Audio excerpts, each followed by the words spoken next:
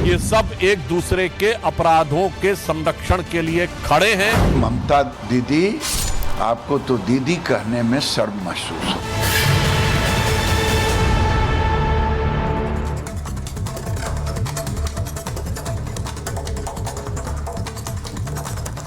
नमस्कार, आपके साथ मैं हूं सुजाता कुकरेती। आप देख रहे हैं अपना फेवरेट शो महाभारत। और महाभारत में आज बात कह रहे हैं सुप्रीम फटकार से क्या हिल गई है ममता सरकार, क्योंकि आज देश की सर्वोच्च अदालत सुप्रीम कोर्ट ने ममता सरकार को फटकार लगाई है। ममता बनर्जी की सरकार को सीधे सीधे इस बात के लिए फटकार लगाई कि उनके राज्य में हो क्या रहा है। आज देश भर की निगाहें सुप्रीम कोर्ट पर थी, क्योंकि वहां जो हुआ उससे सुप्रीम कोर्ट तक हिल गया था। और इसीलिए स्वतः संज्ञान लेते हुए ममता बनर्जी की सरकार से पूछा कि आपकी सरकार और प्रशासन कर क्या रहा था, आपकी पुलिस कर क्या रही थी, कैसे अस्पताल के अंदर एक भीड़ घुस जाती है और वहां आकर तोड़फोड़ मचाती है, आखिर क्या सुरक्षा भी आप नहीं दे पा रहे हैं। लेकिन आज महाभारत में सवाल ये पूछ रही हूं कि कोर्ट का आदेश आया लेकिन ममता की मनमानी जारी है।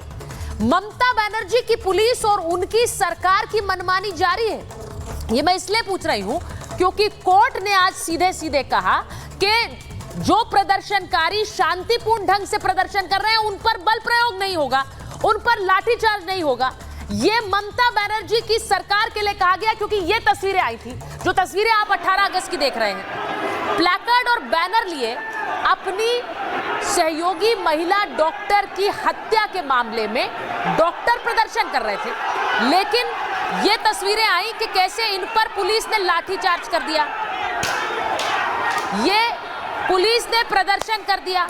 वहीं दूसरी तरफ ये तस्वीरें जब 18 अगस्त की आई हैं, तो उसके बाद 18 अगस्त की ये तस्वीरें आई कैसे ममता बनर्जी की सरकार, ममता बनर्जी की पुलिस इन पर प्रदर्शनकारियों पर लाठीचार्ज कर रही थी। लेकिन आज जब कोर्ट ने कहा कि आप शांतिपूर्ण प्रदर्शनकारियों पर लाठीचार्ज नहीं कर सकते हैं, उसके बावजूद आज की तस्वीरें देख लीजिए आप, ये आज की तस्वीरें हैं। आज भी कोलकाता में प्रदर्शन हो रहा था, शांतिपूर्ण प्रदर्शन हो रहा था, लेकिन कोलकाता में पुलिसकर्मी दौड़ा दौड़ा कर पीट रहे थे। ये तस्वीरें देखिए, जो प्रदर्शनकारी महिला की हत्या और रेप के मामले में आवाज उठा रहे थे उनको पुलिसकर्मी भगा रहे थे। ये तस्वीरें देखिए, लाठी और डंडों से मारकर भगा रहे थे। यानी कोर्ट ने जो कुछ कहा उसका असर क्या ममता बनर्जी की पुलिस पर नहीं हुआ है, उनकी सरकार पर नहीं हुआ है। आज महाभारत में यही सवाल पूछ रही हूं, क्योंकि ममता बनर्जी से कड़े सवाल पूछे हैं और आज हर उस सवाल पर महाभारत होगी जो कि सुप्रीम कोर्ट ने ममता बनर्जी की सरकार से पूछे। ममता सरकार को सुप्रीम फटकार लगी। पूछा गया कि एफआईआर दर्ज करने में देरी क्यों की गई।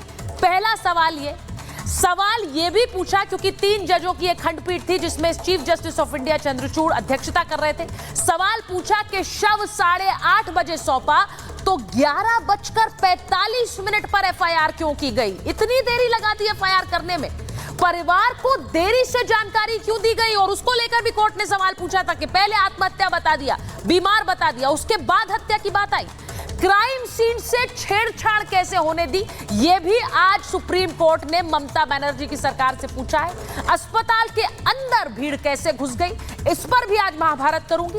प्रिंसिपल को हटाने के बाद रीजॉइन कैसे करवाया, क्यों करवाया, ये प्रिंसिपल संदीप घोष, जो कि अब एक्स प्रिंसिपल है, जिनसे सीबीआई पूछताछ कर रही है। और संदीप घोष सवाल ये भी पूछा कि छुट्टी पर हैं या फिर निलंबित हैं, और इस सवाल में एक तंज भी था, क्योंकि संदीप घोष को बचाने की कोशिश की गई। प्रिंसिपल पर क्या कार्रवाई करेगी सरकार, कोर्ट ने यह सवाल पूछा है ममता बनर्जी से कि आप क्या कार्रवाई कर रहे हैं, क्योंकि पूरे बॉचअप में, इस पूरे हत्याकांड की जांच को छुपाने में बड़ा रोल प्रिंसिपल का रहा है। यह रिपोर्ट पहले देख लीजिए, उसके बाद महाभारत।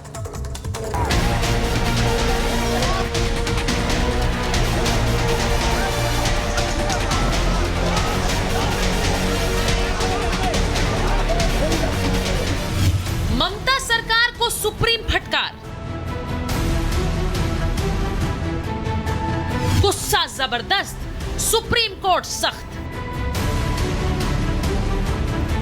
कोलकाता में हुए रेप मर्डर केस को लेकर सुप्रीम कोर्ट ने ममता सरकार को जमकर फटकार लगाई। सुप्रीम कोर्ट ने पूछा कि सबसे पहले एफआईआर किसने और कब दर्ज कराई, जिसका जवाब देते हुए पश्चिम बंगाल की तरफ से पेश हुए कपिल सिब्बल ने बताया कि रात 11:45 पर एफआईआर दर्ज की गई।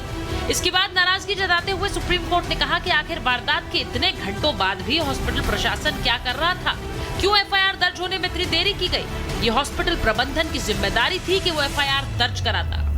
बंगाल सरकार की तरफ से सिब्बल साहब ने बोला कि 7,000 लोग आ गए थे इसलिए पुलिस भाग गई। तो सवाल ये बनता है कि 7,000 लोग एकाएक आए कैसे? 500 लोगों का ऑडिटोरियम में कार्यक्रम होता है, उस कार्यक्रम के लिए कम से कम 1 हफ्ते मेहनत करनी पड़ती तब 500 लोग इकट्ठा हो पाते हैं। तो ये सॉलिसिटर जनरल ने बोला कि ये 7,000 लोग किसके कहने पे आए और वो किसको बचा रहे थे। आखिर ये 7,000 लोग जो आए जिन्होंने पीटना शुरू किया। एक तरफ जहां कोलकाता कांड का मामला देश भर में इतना गरमाया हुआ है, तो वहीं कांग्रेस के युवराज का एक शर्मनाक बयान सामने आया। राहुल गांधी ने कोलकाता कांड पर किए गए सवाल पर इसे डिस्ट्रैक्शन बता दिया। राहुल के बयान के बाद बीजेपी लगातार हमलावर है। कोलकाता भैया, यहाँ पे मैं इस इंसिडेंट में आया हूँ। मैंने कलकत्ता के इंसिडेंट पे अपनी टिप्पणी करी है, अपने व्यू रखे हैं। यहाँ पे मैं डिस्ट्रैक्ट नहीं करना चाहता हूँ, इसलिए मैं यहाँ इनका मामला उठाने आया हूँ। इस पर सुप्रीम कोर्ट तक मजबूर हो जाता है कहने के लिए, हाई कोर्ट, माता पिता। तो राहुल गांधी कहते हैं मैंने एक ट्वीट कर दिया है, मैंने बोल दिया है जो बोल दिया, मैं डिस्ट्रैक्ट नहीं होऊंगा। क्या बेटी के लिए न्याय डिस्ट्रैक्शन का विषय है? राहुल गांधी जी वही है ना जो संविधान बचाओ की बात करते हैं। राहुल गांधी रायबरेली में थे, अर्जुन पासी के परिजनों से मुलाकात करने गए थे। लेकिन सवाल ये कि बंगाल पर चुप्पी, लेकिन यूपी के रायबरेली पहुंच रहे हैं। ये क्या कोई राजनीतिक एजेंडा है? क्योंकि यूपी में 10 सीट पर उपचुनाव होने हैं। उधर मां माटी मानुष की बात करने वाली ममता बनर्जी की निर्ममता पर बीजेपी का हमला जारी है। वो दंगाई इनके थे, पुलिस इनकी थी। 12 बजे 1 बजे रात में। इसलिए ममता दीदी, आपको तो दीदी कहने में शर्म महसूस हो। तो इंडी गठबंधन का किरदार भी साफ हो गया। मैं देश की जनता के सामने यह बात रखना चाहता हूं कि आज तृणमूल कांग्रेस सरकार का वकील कौन है? श्री कपिल सिब्बल वकील हैं पश्चिम बंगाल सरकार के, सांसद हैं उत्तर प्रदेश की समाजवादी पार्टी के समर्थन से और पूर्व मंत्री हैं कांग्रेस सरकार के।